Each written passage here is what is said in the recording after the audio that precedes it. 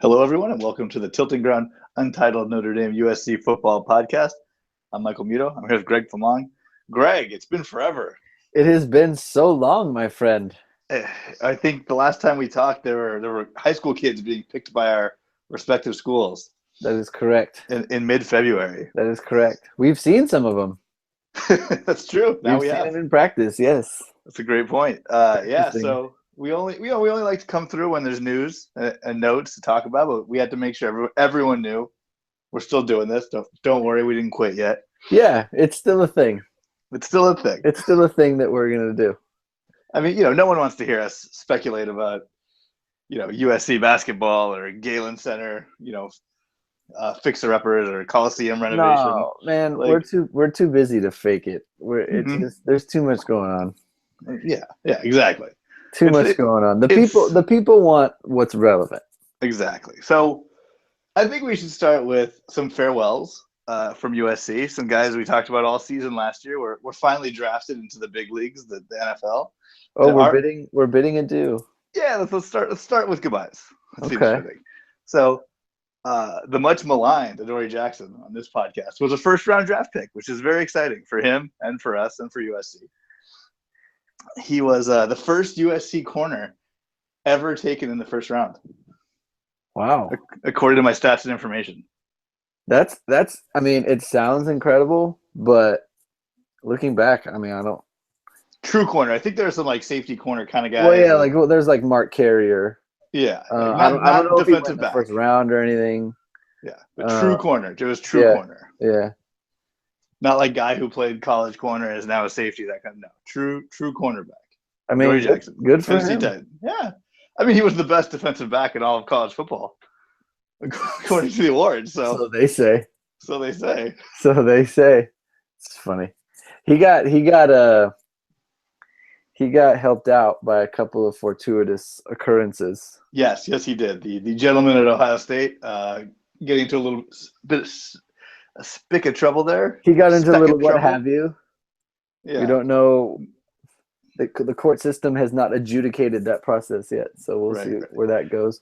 And then the kid from Washington who tore his Achilles. Yes, that was bad luck for him. But I mean, he might 18th.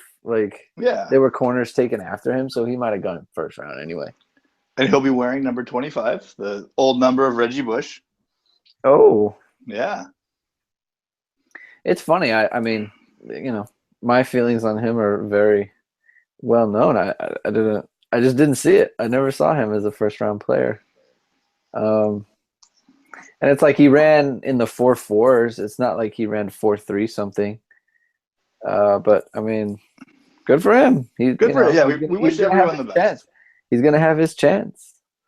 And first round, second round, whatever. Yeah, exactly. And then the other USC star, Juju Smith-Schuster, second round pick to the Pittsburgh Steelers. Steelers, yeah. I believe someone tweeted that now that he's a Steeler, maybe one day he can become the USC athletic director. Nice. I thought that was kind of funny. Nice. That's good. That's good. But the Steelers always have good receivers, so I think that's good for Juju. I mean, it's good, but they kind of run through them. Yeah, that's true. They had the only one who kind of sticks is Antonio Brown. They had Emmanuel Sanders and they moved on from him, and then Peyton Manning came along and helped out his career. And then Martavis Bryant, he's good, but he can't seem to stay on the field for various reasons. Can't seem to stay eligible. Mike Wallace. Mike Wallace came and went. Marcus Wheaton, I don't know what's going on with him. Apparently, they drafted Sammy Coates last year, and now he's just kind of up in the air. So I'd rather come and go than not be there at all. Right. So Big Ben, that's not a bad thing. Exactly. So good for him. Other notable Trojans, Zach Banner is a Colt. Leon McQuay III is a Chief. No one saw that coming. And I feel like I'm missing one other guy, but it couldn't have been important. Then there are a couple undrafted free agent signings. Yeah. what's his name? Chad Wheeler's a giant. The tight end, what's his name? Tyler McNamara. He's a Chief too, I think. Okay. The Chiefs got a couple Trojans. And let's see, Justin Davis. Where did Justin Davis go? Is he a Raider? I don't know. I don't remember now that I say it. But Justin Davis also got signed afterwards. I'm gonna be honest. I didn't follow the USC free agency signings as closely as I should have. I mean, to be honest with you, like I don't even the Notre Dame guys. I'm not totally sure. Oh my god! Well, the first thing I did after draft day. I know Romeo Okwara is a giant. Excuse me, Justin Davis is a Ram. My bad. Wait, did I say Romeo Okwara? I meant Jerron Jones. Of course, yes. Romeo Okwara is a giant. That was last year. Jerron Jones. Yes, Justin Davis is a Ram. That's who it was. So he doesn't have to leave the Coliseum. All right. Well, good for him. I mean, that's kind of unfun, actually. I know. I'd rather move on to like some fun, different town, different stadium. You know, like because the Coliseum, it's not like that's an amazing venue. When the town is Los Angeles, it's kind of. I mean, hopefully he sticks around and he gets the benefit. Hopefully he sticks around. He gets the benefit from the new new digs. Yes, the new digs. Yeah, he's got to hang out for like 3 years. Yeah, it'll be fine. It'll be great. So, is this when I get to say goodbye to Deshaun Kaiser? Hold that thought because we have the echo. Oh, okay. It took 6 minutes. 6 minutes. Spring podcasting to get the echo. Yeah. All right, how are we gonna do this? I believe it's you sign off and sign back in. Okay. Where do you want me to start? I think you just say, "Is this where I get to say goodbye to Deshaun Kaiser?" Okay. All right. I'll be right back.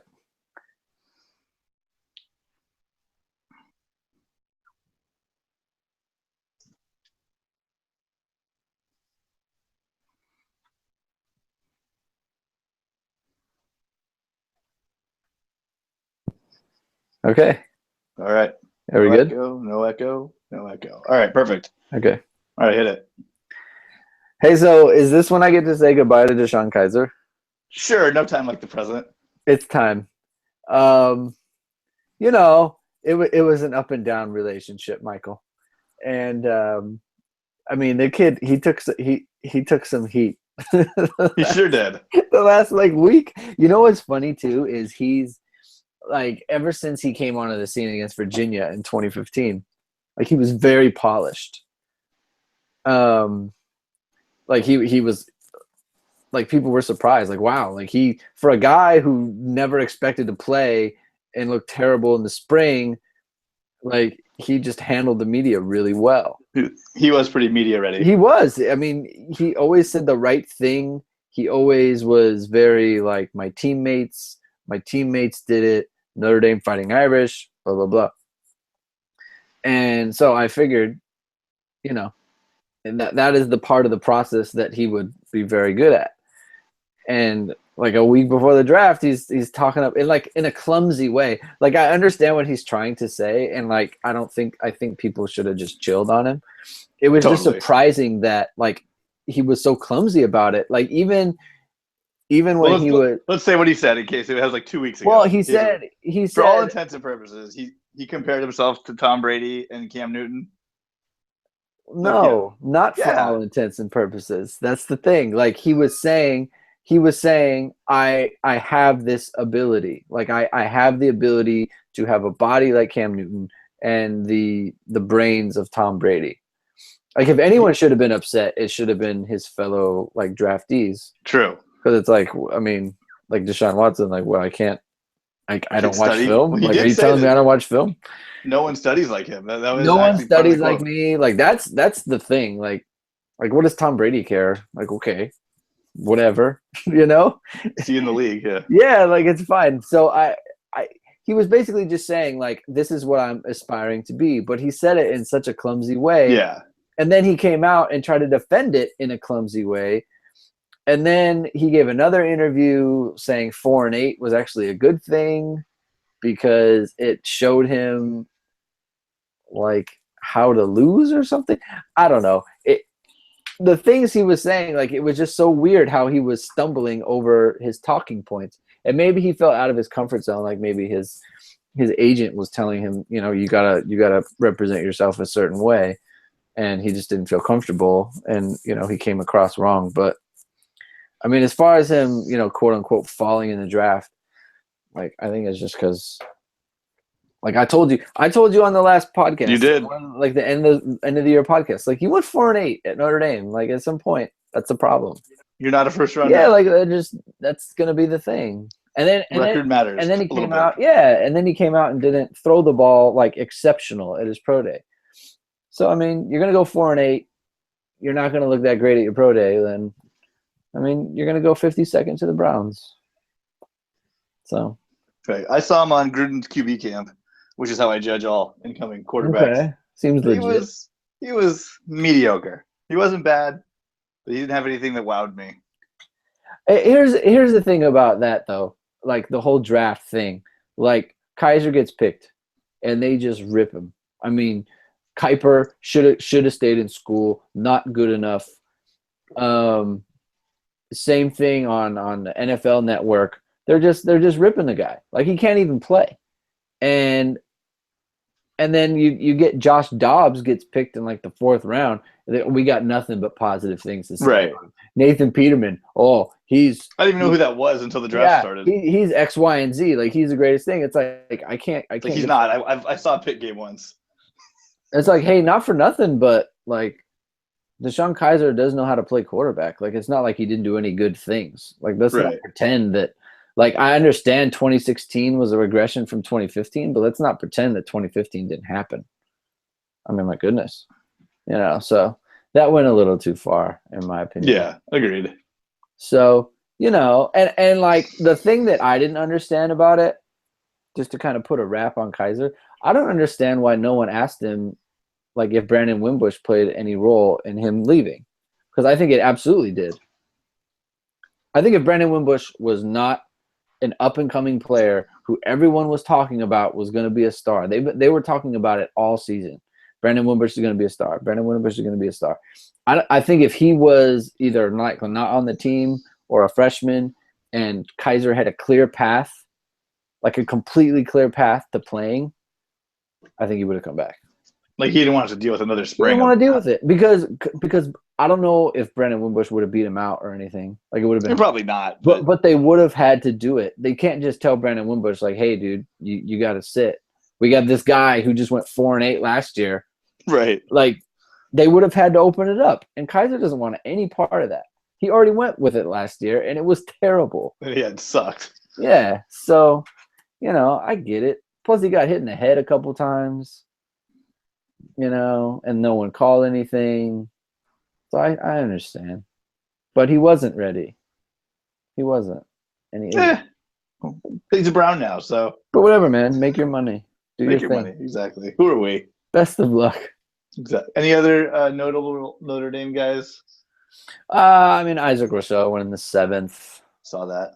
Yeah. I mean. I did forget to say that USC was the first school to get 500 draft picks. I can't believe I forgot that. Woo! Yeah, that's cool. It could have been Notre Dame, but it wasn't. Thank you, Michael. It's close. It's close. It depends on who's the list you use too. I mean, which is funny. Why does that? I don't get it. I think one guy. Like these are factual. It's like either. You got like one guy went to 2 schools, so some lists count him as USC, some don't. I see what you're saying. One guy was like, he went back to school or something. I don't remember. There were like 3 guys with kind of like shaky USC connections. Okay. Or like one guy went to USC, then he got a real job, and then played football. Like this is a long time ago too. It's not like after the 90s. Yeah, this is like the 40s or something. That's great. So yes, USC, first school with 500 draft picks. Good. Well, congratulations. All you kids listening out there, remember that. Trivia question. If you want to get drafted. Trivia question. Well, if you want to get drafted, I mean, where else would you go? The school with the most draft picks. Okay. How many this year? 3? No, four or Four? five. 4 or 5. Okay. Adoree, Juju, Zach Banner, Leon McQuay, and Stevie T. Okay. All right. All right. Well, let's talk All right. about the prospects. Enough with the players leaving. Let's Go talk to about the spring. the spring. So USC had uneventful spring, I think, which is good. Unlike last year. Let's start with the questions because the thing we know is great already. So the first problem is the offensive line. Not sure who's going to play where.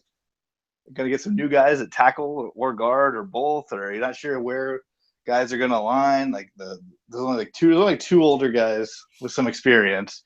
Mm-hmm. One of the guards is coming back, and then Toa Lobodon, who's been hurt forever. Yeah. Probably will play tackle, but you never know. So they lost Wheeler, Banner, and Damian Mama, right? Yeah. Okay. So that's who did not get drafted. He did not. Not good. You're gonna come out early. He's slow, so whatever. Okay.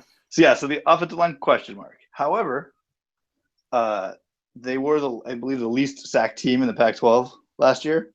Okay. So that's good. And I don't think it was because of Zach Banner.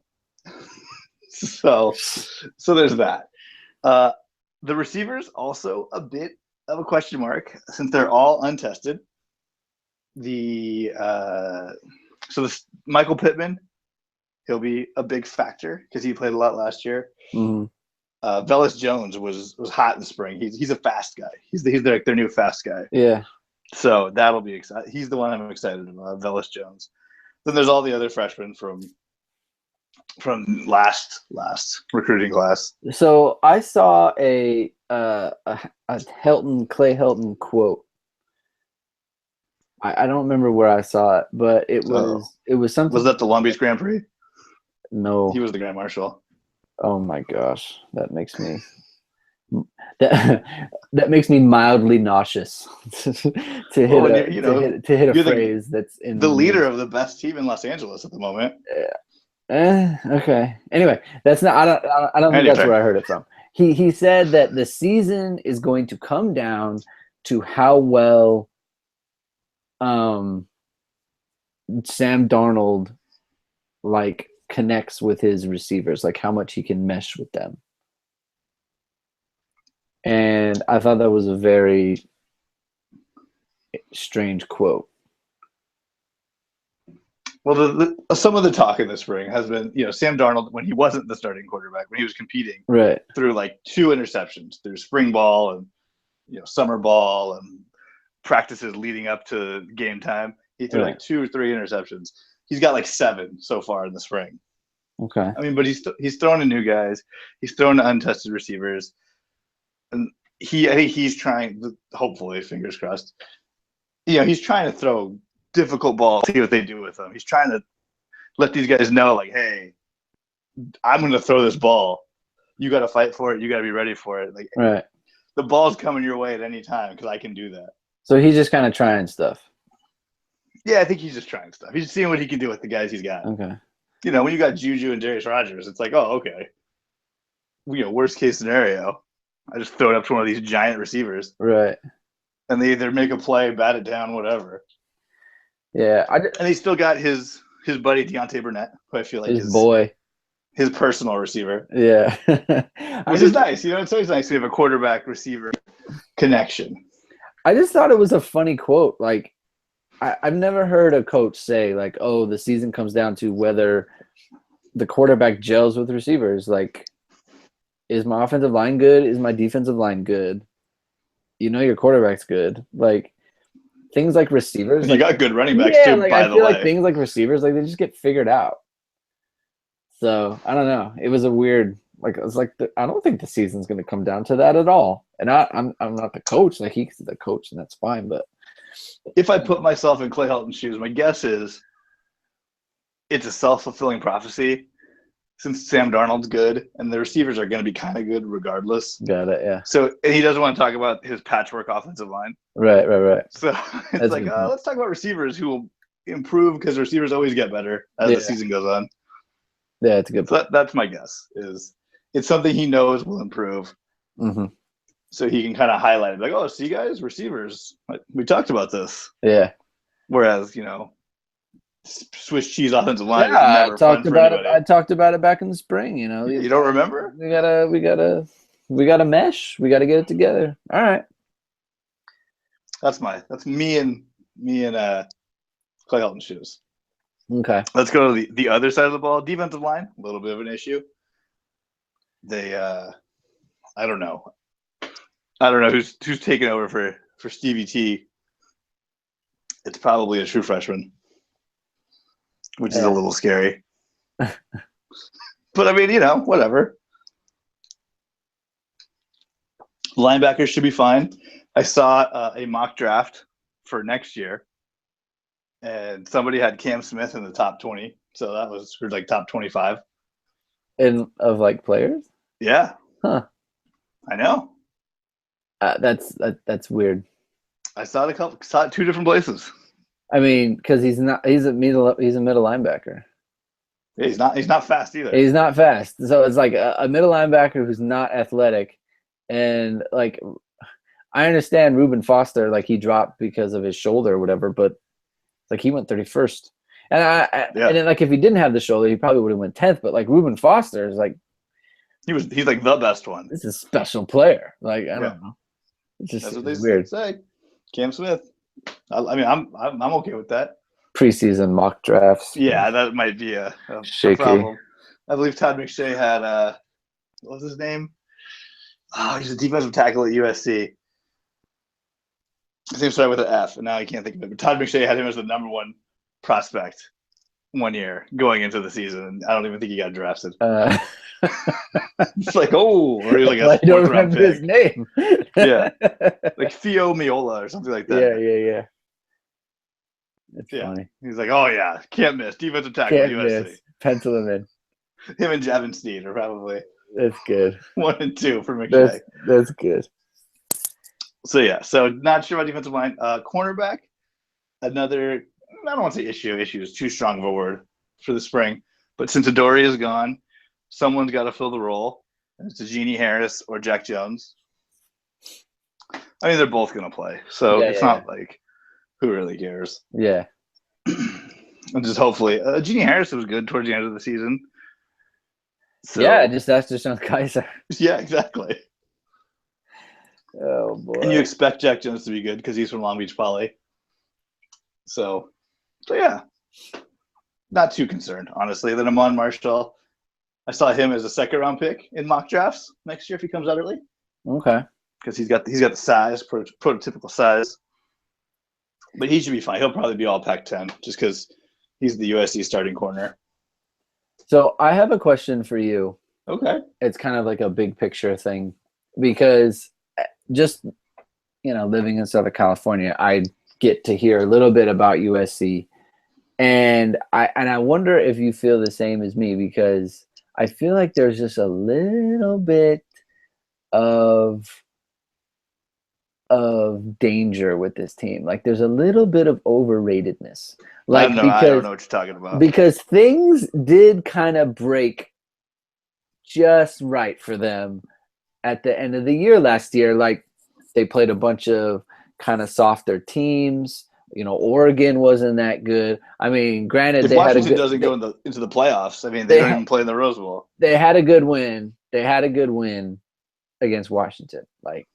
Full credit. But I don't know, they didn't have to play in the Pac-12 title game. They got Penn State in the thing, and that was a great game. But it's like they kind of needed a miracle in that game. Like that wasn't a game of dominance for them. So I don't want to make it so I feel like they're so overrated that they're now underrated again. But I feel like we're just kind of assuming that this Sam Darnold guy is like the second coming. And that's what I was about to say. When you have arguably the best player in the nation playing quarterback on your team, I mean, it fixes a lot of things, solves a lot of problems. That's true, but I mean, it's like his game is very ad lib. And when you ad lib and everything goes right, it's great. But when you ad lib and some things start to go wrong, it's not so great. Well, I just hope that I never have to see that, and that he's good enough to where he's playing these other college kids.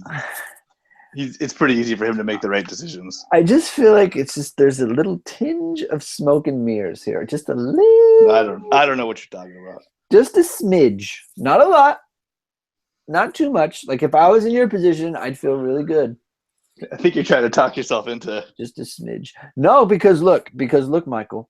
Okay, Notre Dame had the same situation last year, but they had a goofy quarterback battle. But the point is though, is like everyone felt like, oh, look at Kaiser. Like look, like no one thought Kaiser wasn't going to win that job. Okay, like I thought Kaiser was going to win the job. He looked great, and but then Notre Dame, like we kind of overlooked the fact, like, hey, they lost some players. Right? They lost Ronnie Stanley on the offensive line. They lost Zach Martin on the offensive line. They lost Steve Elmer on the offensive line. They lost 3 guys, right? They lost Will Fuller. They lost running backs, right? But they still had some guys. Like they still had people, right? And it's like, and they lost, Kavari Russell, just like USC lost to Dory Jackson, just like USC just lost Juju Smith. I'm just saying. I see what you're saying. I don't like it.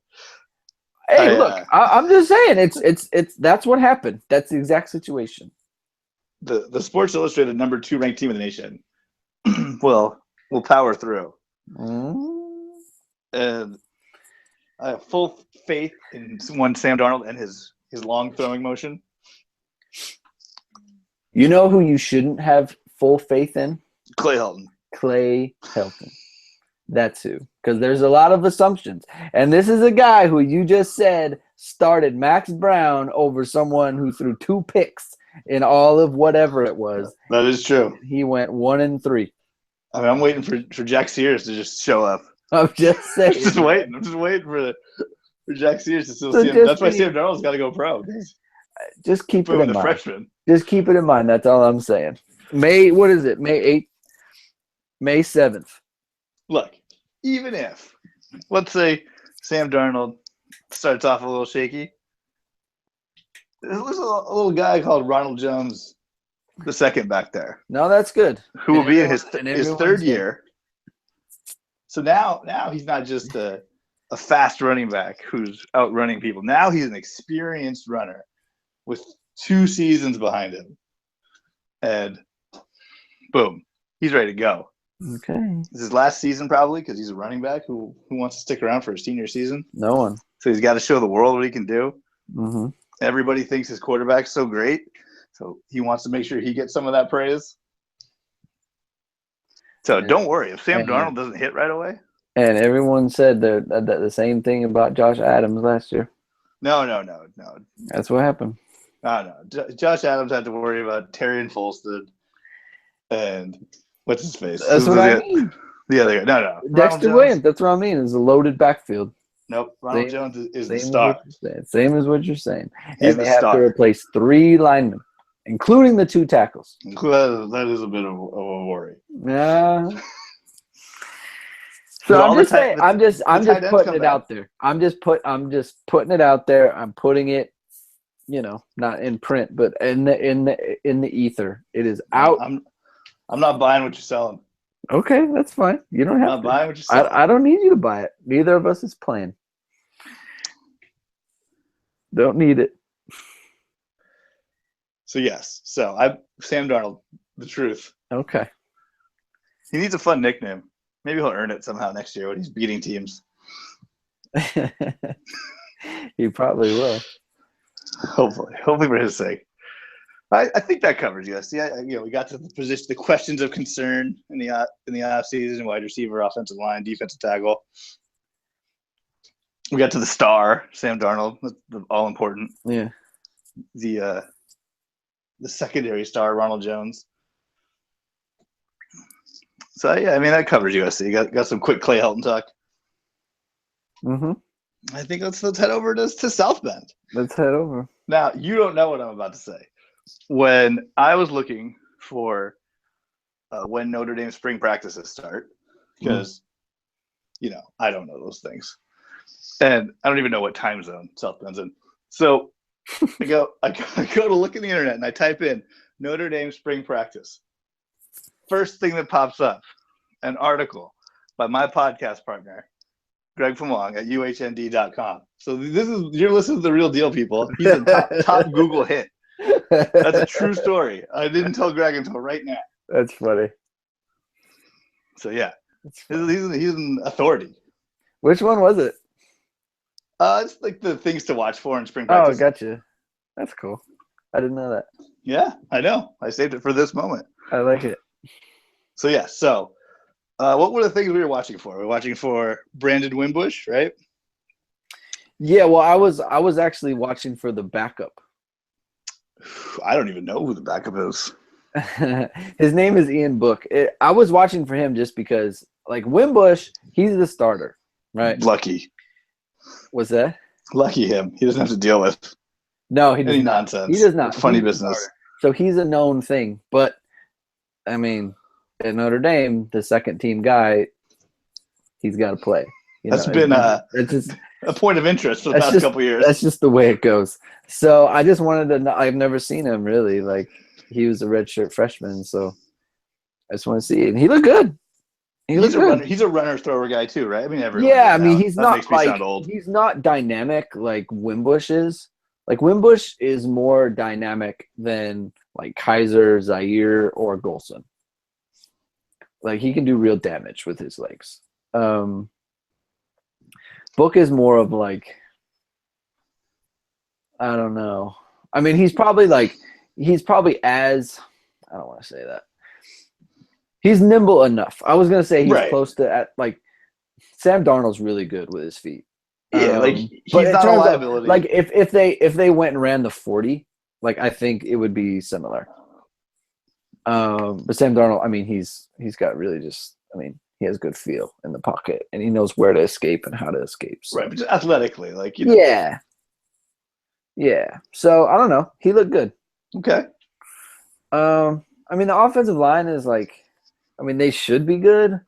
Quentin Nelson was also on those lists. Yeah, so was Mike McGlinchey. Like, I don't like Mike McGlinchey.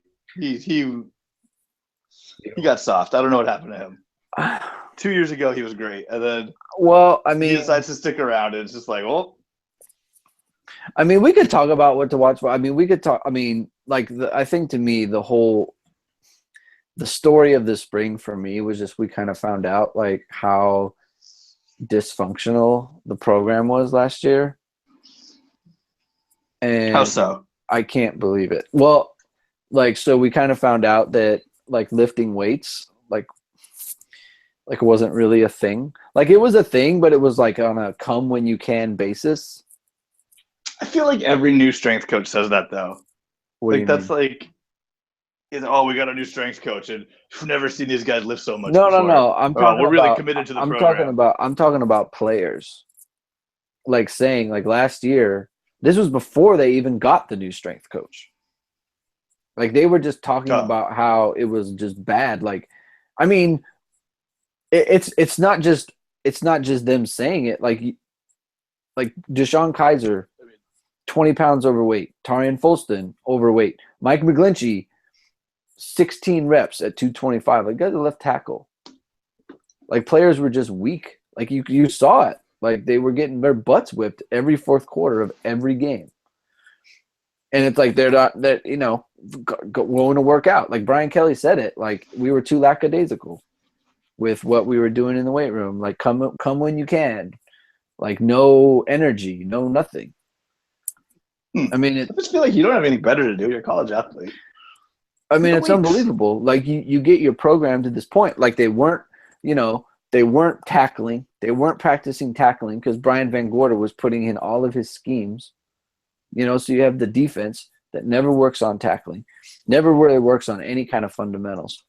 And then you have a defense that doesn't know what they're supposed to be doing because the defense is changing week to week. And they don't know what they're doing, and when they're there, they don't really know how to tackle because they're not working on any of that stuff. I mean, this is basic. It's basic.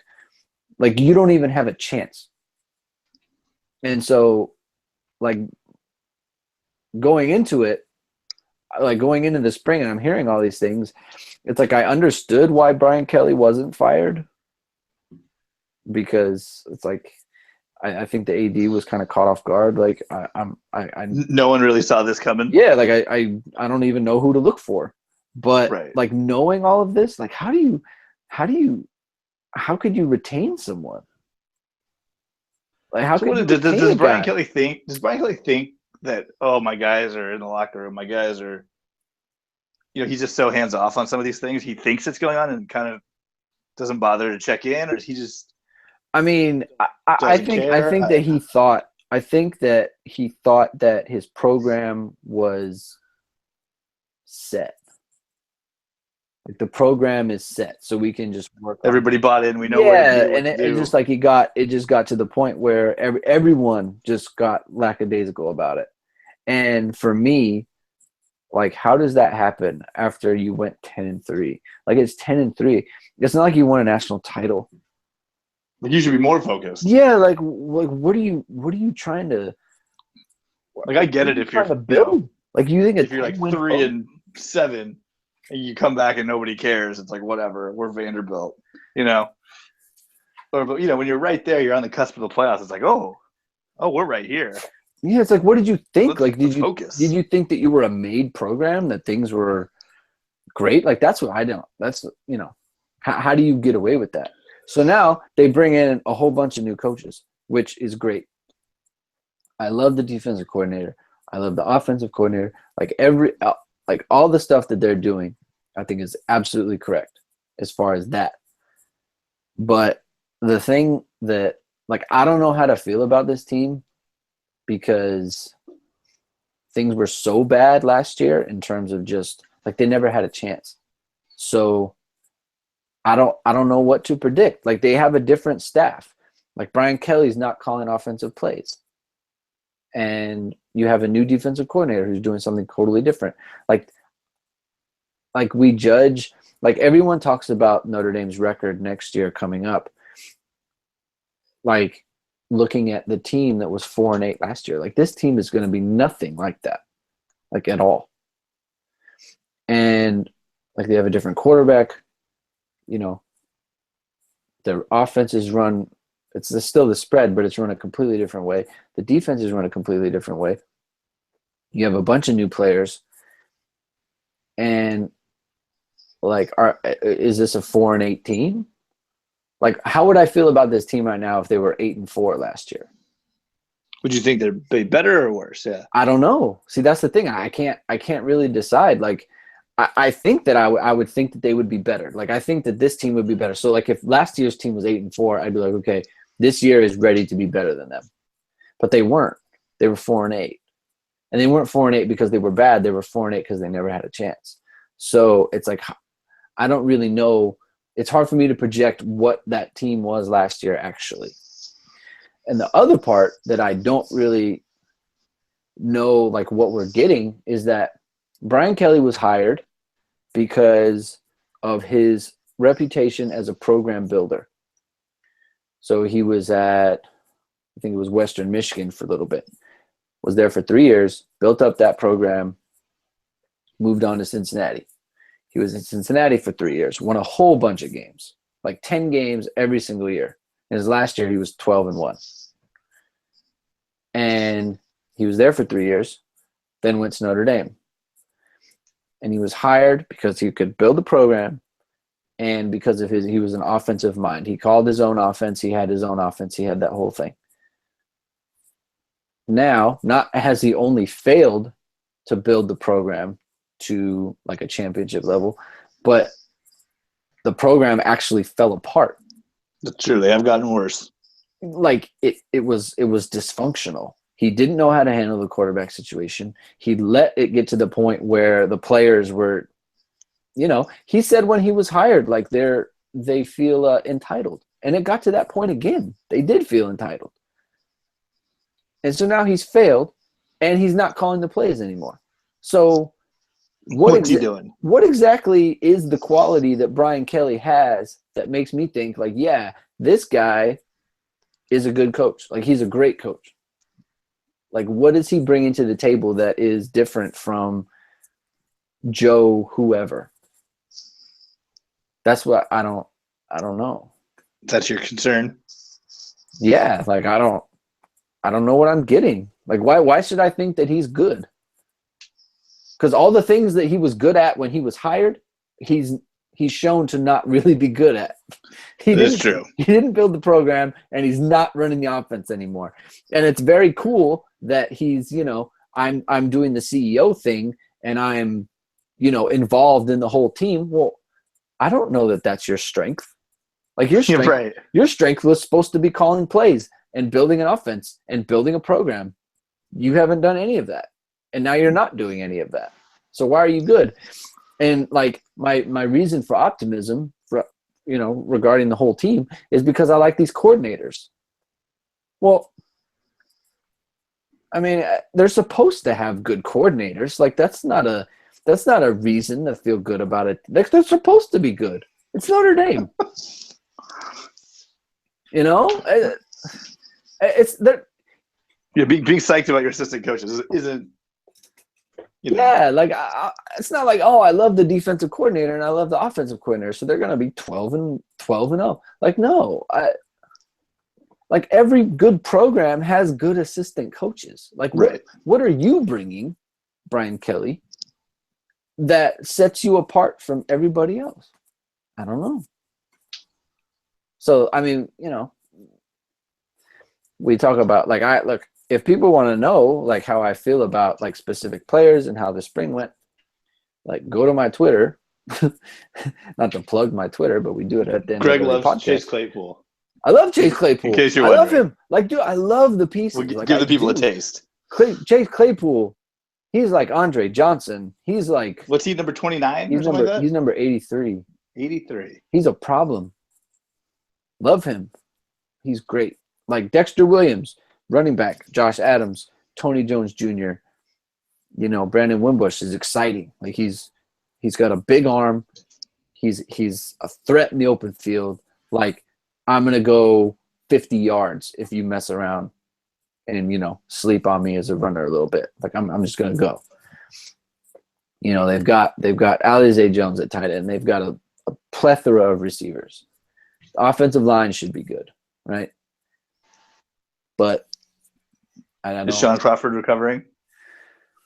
Yes, he's fully healthy. Okay. He put it on Instagram.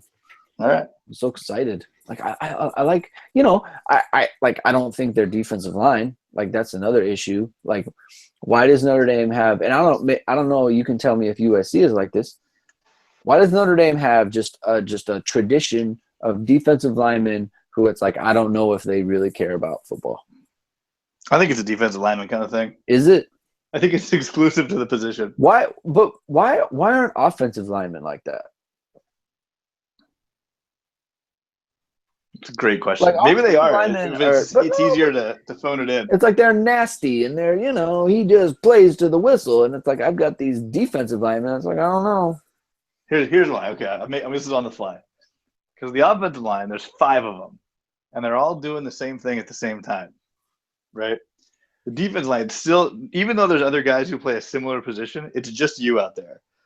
So it's all based on your effort and your want and your motor. And it's like, you know what? Having some tight end cut me, every 5th play is just not exciting. I think you're onto something, because a lot of the job of the defensive line, especially interior, is like just to take up blocks. Like, you're not even trying. Like, we don't even want you to. It's like, how do you even get graded on that? It's like, oh, yeah, it's like we don't even stay in the way. Like, you're not even designed to get a tackle on this defense. So it's like fun. you have to. So I get, all right, that makes sense. But I mean, now, should they be? Yes, they are college athletes who are on scholarship and they're part of a team, and they should be a little more focused. Well, it's like not only are they college athletes who are on scholarship, but they're college athletes who are on scholarship that want to be paid. True. And you turn on the tape and like, look at Jerron Jones, man. Like, the guy had, talk about turning it on and off. He had 6 tackles for loss. Like a half, right? Yeah, against Miami. He had 7 tackles. He had like 3 sacks or whatever it was. And then he doesn't play the next 2 weeks. Just don't want it. You know, Like coach them out and done. I'm playing option teams. It's not. I don't want to do that. It's hard. I don't want to do it. You know, and it's like you have one game, you look like the best defensive tackle in the nation, and you don't play 2 weeks. Jerry Tillery, like, I don't know. Are you going to be good? Like, I wrote a thing on him. Players He's too busy kicking people in the head. Yeah, like players to watch. Like, are we sure he's good? I don't know that he's good. Everyone says, "Oh, we got Jerry Tillery." Why do I think he's good? He could be devastated because of the election still. Well, first of all, I think that we should all be devastated by that. But I mean, that's a fair point. While he's in college, he gets health care paid for by the college. So that's if you're a student listening, that is something you need to take advantage of. You need to think about that long because it is great. Like, you don't think about it until you don't. You have a student health center where they just give you drugs for almost free. Yeah. Like they'll X-ray you for nothing. As an aside, like if we had sponsors on this podcast, like, yeah, go to grad school and just keep that healthcare going real good. Yeah. But anyway, so yeah, I defensive line, I'm concerned. And that's not a good position to be concerned about. I think you need to have a good quarterback. You need to have a good offensive line. You have to have a good defensive line. I think Notre Dame is 2 out of 3. Unfortunately, it's not good to be 2 out of 3. So what's Notre Dame's new defense going to be? What's their base? It's like a 4-2-5, but the 5th is basically a linebacker. Is it like the 4th defensive lineman, kind of a linebacker too? Kinda, yeah. Like he could drop, like that's Dalen Hayes. Like he could drop in coverage. He's like that predator at USC. Similar. Yeah, exactly. And Drew Tranquill. So the 5th defensive back is a rover, and it's Drew Tranquill. He found his home. It's his home. It's his happy place. The rover. He just kind of runs around hitting people. He just has a position like he can play in the box. When he does have to cover people, like he's not on the hash, like having to cover like deep posts or, post and a seam on the same side. Like he doesn't have to deal with that. It's like he jams and then he trails and he has a safety over the top. I mean, look at this guy Mike Elko, the defensive coordinator. Like he's got Wake Forest playing like he's like 34 sacks in a season. That's true. They are always a stout defense. And they don't have good players. No. So, they were 4-8 last year. They were 4-8. So hopefully it can't get worse for you. I mean, it won't get worse, but I don't know. Like, don't say that. Well, I can game I can look at the schedule and I can game it to where they're like 6-6. In which case, I can love the defensive and offensive coordinator all I want. Like, they probably won't be around. That's for the start of season 3 pod. All right, we're technically still in season 2. Okay. So that's where it's at, man. I mean, it's an exciting time. Like they have a new stadium. Like they have like a Jumbotron now.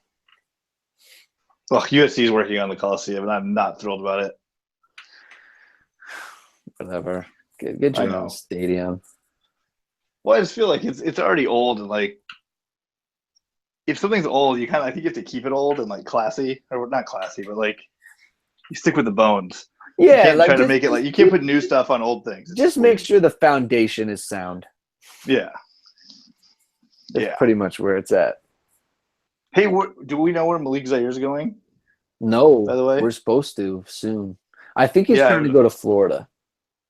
I heard Texas was in the mix too. I don't know why he would Which is weird. I don't know why he would do that. Like, that makes no sense. They just had a freshman start all the games last year. Yeah. But that one kid did come in a lot. The backup whose name I forget. Yeah, but why does he wanna come in and just be like a runner, like a battery? Like, why does he want to do that? And not just that, but that was a different coach. I think he knows Tom Herman. Does he? I think I read that like Tom Herman recruited him big time at Houston. I mean, that's fine, but I also heard Harvard. Harvard was in the mix. Yeah, that's weird. Which is fun. That's weird. All right, I thought you might know because I'm not definitely. No, he hasn't. Malik Zaire's career very closely. I just check in every now and then. Yeah, he hasn't really talked about it. USC said they were open to taking graduate transfers. Is that I don't know who's thing? out there, but Like this the year? one from last year or- worked out. So Yeah, I was gonna say. Of course they are. I know that was such a weird thing when Clay Helton said it too. It's like, oh, if a good player wants to come play at your school, it's like, no, sorry, doors We're also closed. open to JUCOs, and it's like, yeah, man. Hey, maybe he did say that. Sam Darnold didn't start the first couple games of the season. It's like, I just need more time to evaluate you, you know? Yeah, got it. I just can't be taking these guys willy-nilly. I don't care how good they look on film. Yeah, man. Just got to set the standard. It's like, right now I'm too busy worried about how to jack up Formula One race cars. Long Beach Grand Prix.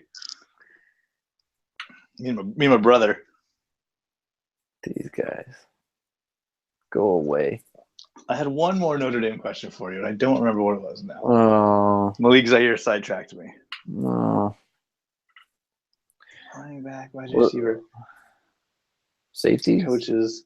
I don't know. Corners? Linebackers? Who is starting at running back, by the way? It'll be Adams. We assume it'll be Josh Adams. I mean, he's like almost a captain. That's true. He's darn near a captain. So, yeah, it'll be him. And then And they hate Dexter Williams. I don't think they do anymore. I think they like him now, but they like Tony Jones Jr. too. So they're going to use 3. I wrote a whole article about it. They can use 3. They've done it before. They did it at Arizona State. I believe I read that article. Thank you. Was there a mention of J.R. Redmond in it, or did I make that up? No. Yeah, this was J.R. Redmond was like 97. I'm talking like 2012. Why did I feel like that was maybe someone else after I read yours? I might have read something else about pass catching backs. I don't know. Regardless, wasn't he a Patriot? Maybe that's he why. was. He was. Maybe that's why. Maybe that's what I was reading stuff about Patriot running backs, Maybe. and they were talking about the guys they have now. That might have been it. It all blurs together in the off season. Yeah. Especially during the draft. Well, I guess that's it. There's no. I mean, we hit all the news, I think. Yeah, I think so. Kaiser, Kelly, Clay Helton, Sam Darnold, the draft. I mean, we could talk recruiting, but that's too soon. We're not. It's too soon for that. We're not there yet. Yeah. I already hate it as it is. Notre Dame just had a decommit, actually. Ooh, USC got another one that was like their whole 2018 class just transferred to Long Beach Poly. Nice. Or something like that. Nice. Like the quarterback transferred, the receiver transferred. Maybe I should scout them. You should. That's right. You're right there. I am. You can get a live look in. That's what I was going to say, actually. This is about USC. I didn't go to the spring game. I actually was going to go. And I found out that it was not going to be a game. Yeah, it's not a game. It's like just a scrimmage. It was like a practice. Yeah. So it didn't seem fun. And it turned out there weren't even that many touchdowns. So I feel like I made the right choice. Boo. Did Notre Dame have a game, or did they do the practice thing too? How dare you? They put it on NBCSN. I thought they did. Of course they did. We have our own channel, man. I was busy. I was busy that weekend. Man, I don't know what I was doing. Flutie was out there just with some nonsense. It's so funny how Notre Dame just has this innate ability to just attract these color commentators who just loathe the school so much. Like he couldn't have been less interested. It's so weird that I agree. I also don't think NBC pumps up their Notre Dame connection enough. It's so weird. Like it's like, why do you have it if you're not just gonna just go all in on? Yeah, like Irish, you don't want to be like a homer. Like they overcompensate. Like we have like who was it that we have BC? We had BC with Flutie. We had USC with Pat Hayden. I mean, we got Mike Mayock, who also went to Boston College. Like, can we just like? Would it kill you to get a Notre Dame play? Like, can we not get Brady Quinn on the podcast? Or on the broadcast? Yeah. Or like, I want to see like a little Irish guy, like on the Today Show on Friday mornings. Like, hey, don't forget Notre Dame. Like, just go all in. I mean, maybe if Notre Dame starts winning national titles, they will. But I just don't understand how like Notre Dame has like there are former Notre Dame players on television, and not on their network. and we've got Doug Flutie. And Jerome Bettis works for NBC. Ugh. I mean, look, it's somebody. It's so weird. I want it to. I want NBC to go full Homer mode. What? I just don't understand like why they don't. Yeah, what? Like it's the Notre Dame channel. You know? Like I get why when Kirk Herbstreit calls USC games, he mentions Big Ten teams constantly. And you know what's funny? That makes sense to me. You know what the funny thing is too is like in the NFL, like Troy Aikman calls every Cowboy game. Like that's on Fox or something. Every single one. And you know Tony Romo is going to be in the booth. It's like I just don't. It's like the NFL. It's like I can't get Brady Quinn doing a freaking Notre Dame broadcast. Unbelievable. Let's be real. The people love homers. Like everyone loves homer calls. Everybody loves like. Everyone knows. You know what you're getting yourself into when you listen to like the home of something. Yeah. I don't get it. I don't either. I think that's as good a place as any to end. All right. NBC failing us with their lack of homerism. I think there'll be a steady dose of homerism, at least at the start of this season. 25 years. So you can find Greg at what are you? Oh man, I forgot your Twitter. On my Twitter at 2126. Yeah, there's a link there, and if you click on it, and it take you to all my articles from all the spring. I think Greg's been on fire. If you want to read specifics, just go to that, and I've got a bunch of stuff, a bunch of content from the spring. I got like press conference reviews. I got the spring game review. I've got post spring game thoughts, post analysis. It's all happening. I told you he's an expert. He's a real authority. It's on all this happening. You could tweet him. He'll probably tweet back at you. I will. If you tweet at me, I will tweet back at you. See, that's a promise. That is a fact. I'm Michael Muto on Twitter. I've been lazy. I haven't been tweeting things. I'm bad. I know. Tilting Ground always has the latest, at least podcasts and articles on the website. So follow us. Send us email. We got away from that last year. Yeah, so man. This year we need to. Maybe we'll do a preseason mailbag. Maybe I'll mine our fan base and do a preseason mailbag. That's a good one. That's a promise to the listeners. I'm in. Preseason mailbag. I'll make it happen. Other than that, thank you for listening. I don't know when we'll be back. I think we got to do one more for season 3. We'll figure something out. We got some stuff. Yeah, we'll figure something we'll get you a little something like top 5 Notre Dame USC games or something that we've watched. I don't know. Something. We'll do one more before we go off into next season. Other than that, thank you for listening, and fight on. Go Irish.